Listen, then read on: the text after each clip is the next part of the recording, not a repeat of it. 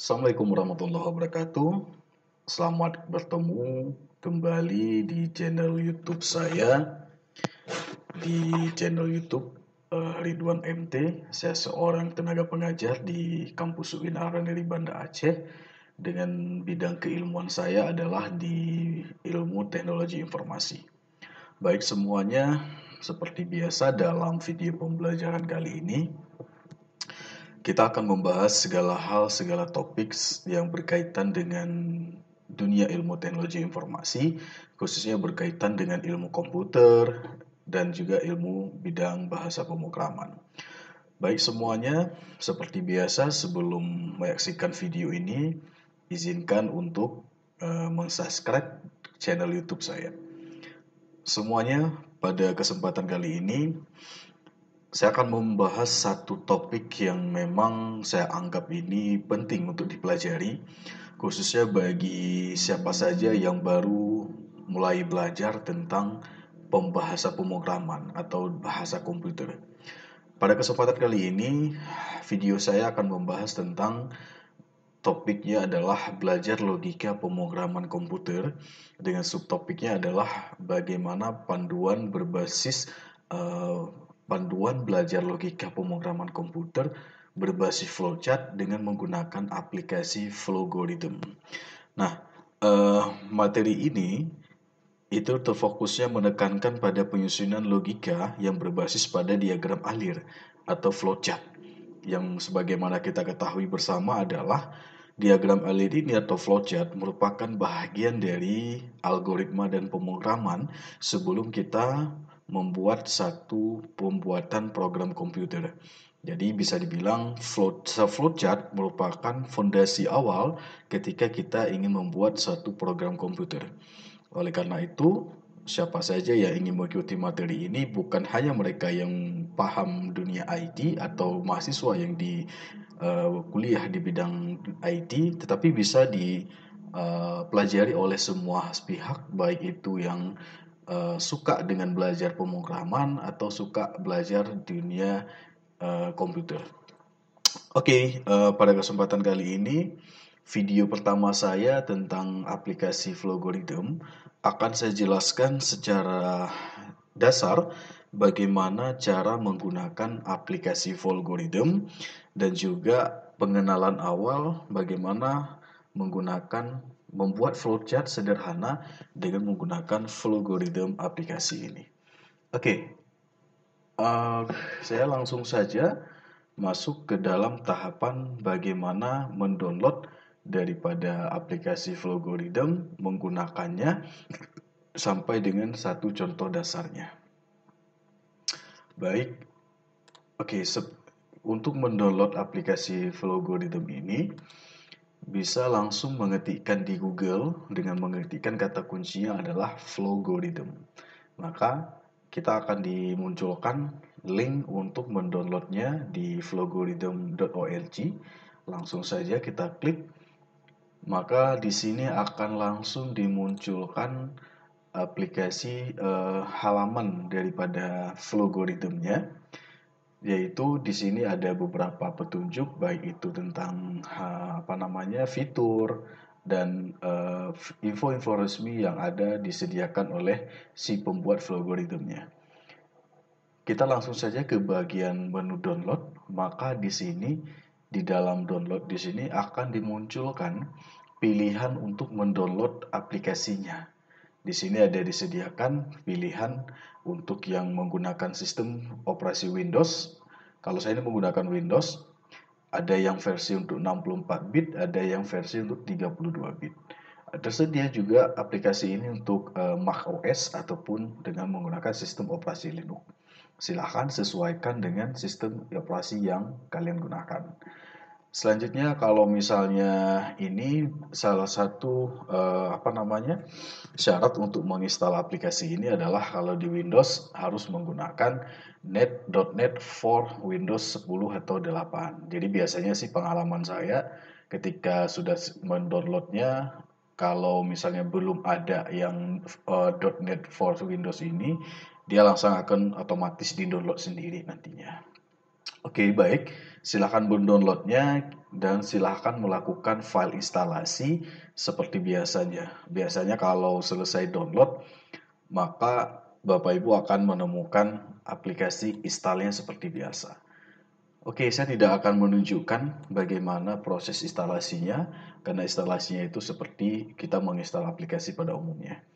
Saya langsung akan membuka aplikasi Flowgoridem-nya dengan ini saya katakan saja sudah selesai saya mendownloadnya, sudah menginstal ke dalam laptop saya, maka kita membuka aplikasinya akan langsung dimunculkan dengan tampilan berikut ini.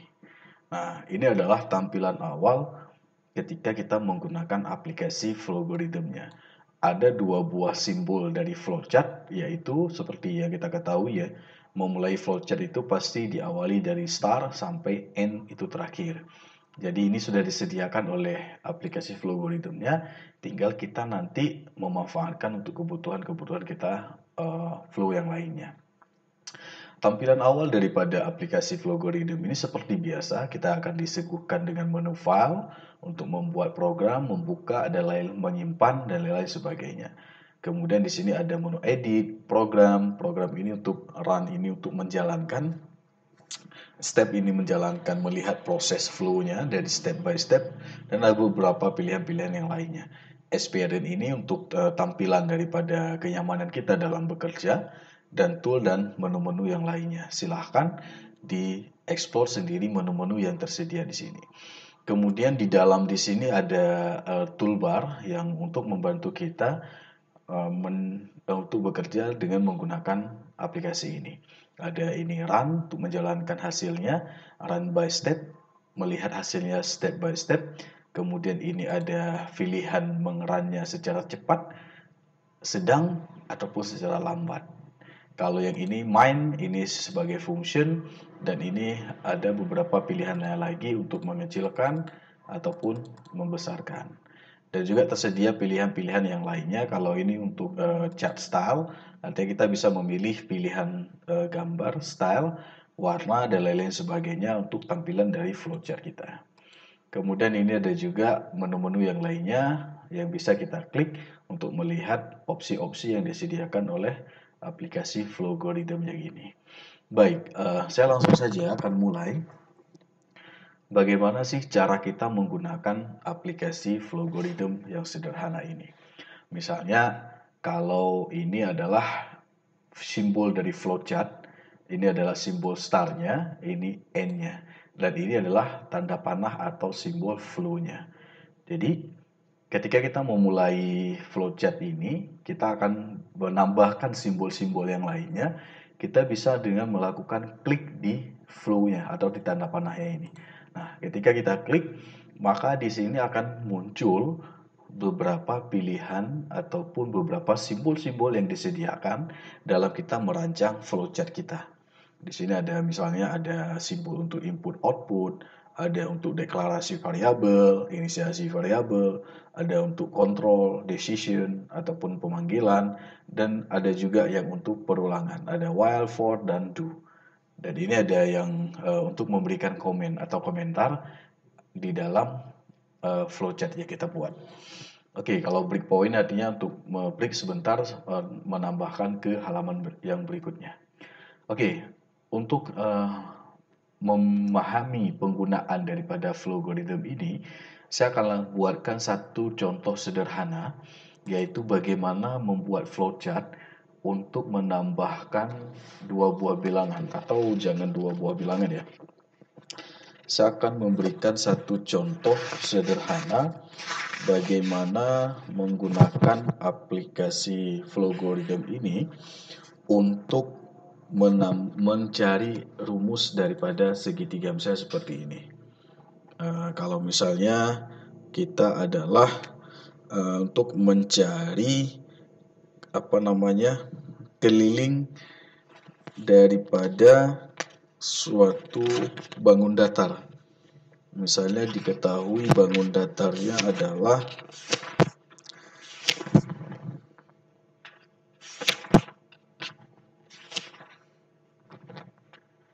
misalnya kita akan mencari keliling dari suatu bangun datar dengan rumusnya ditentukan adalah keliling sama dengan 2 kali panjang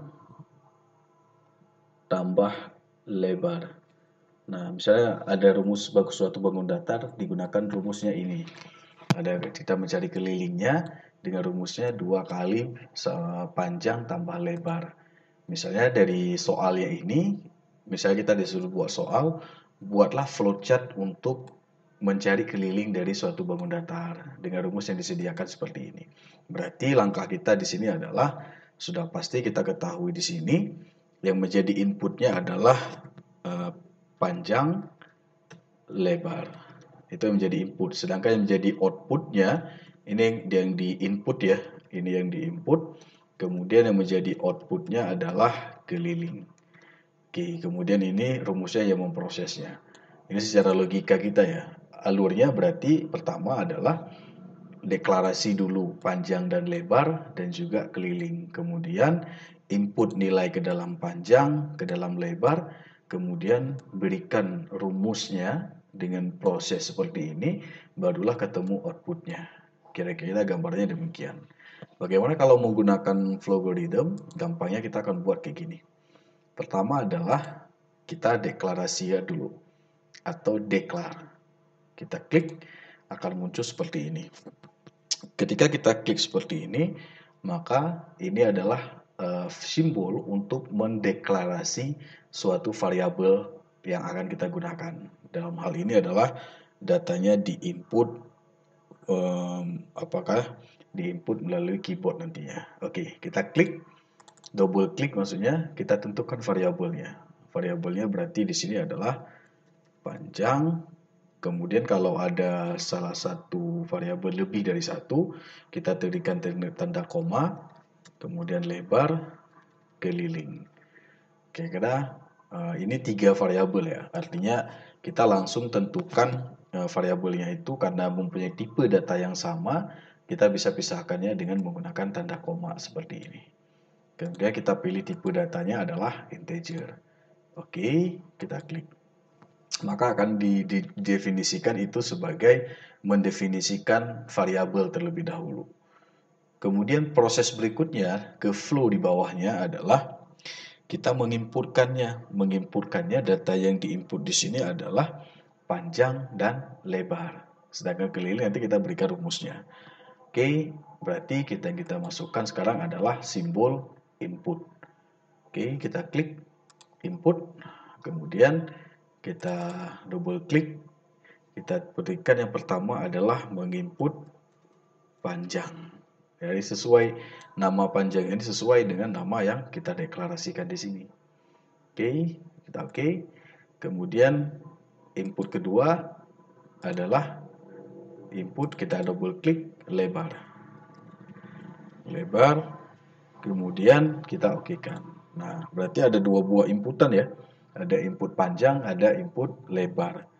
Kemudian setelah diinput, datanya didapatkan berapa panjang, berapa lebar, baru kita berikan rumusnya. Keliling sama dengan 2 dikali panjang kali lebar.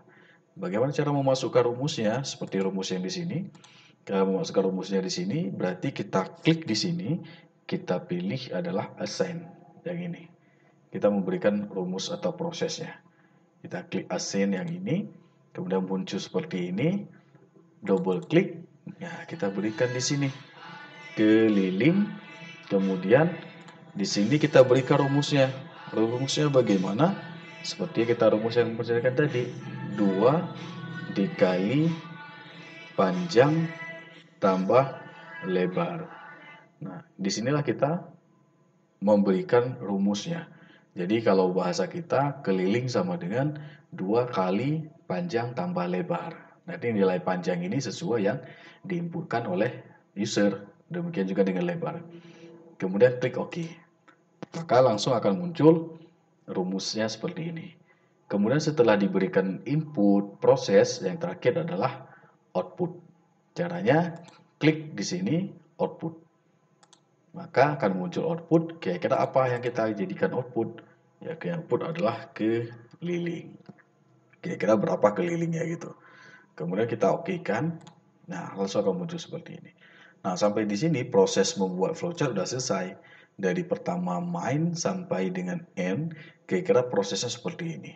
Nah, sekarang setelah kita membuat flowchartnya, mendesainnya dengan urutan yang seperti ini, sekarang kita menguji apakah flowchart ini benar. Kalau salah, nanti dia akan muncul error.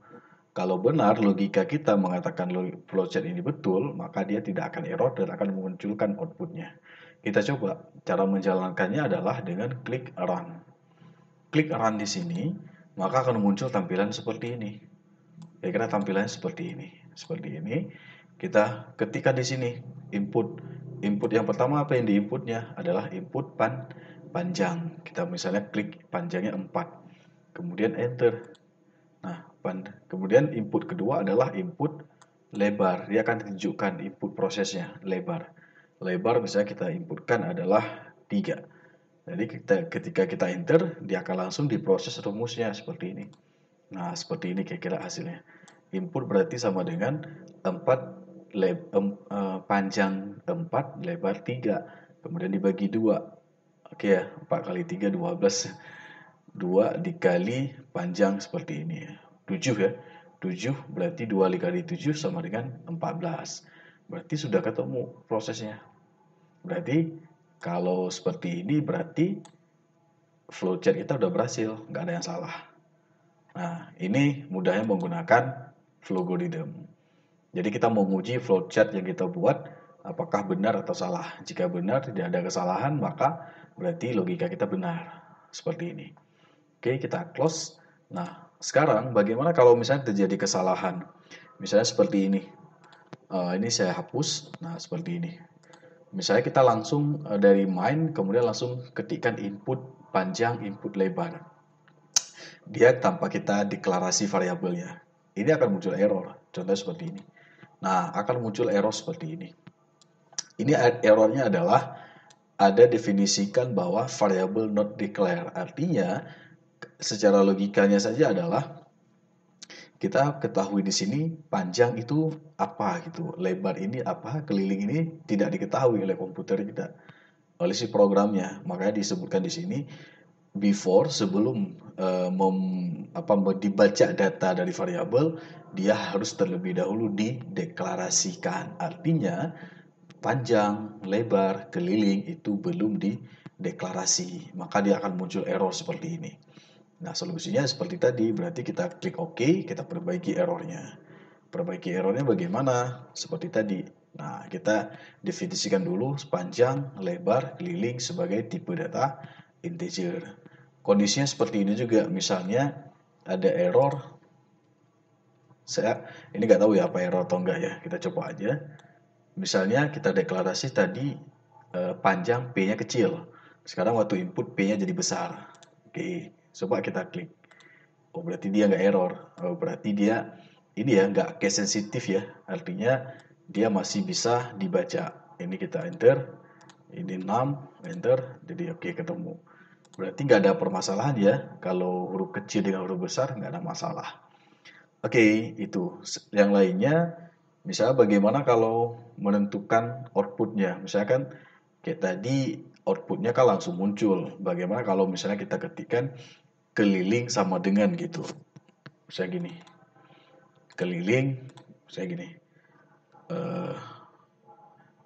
Keliling sama dengan misal ya.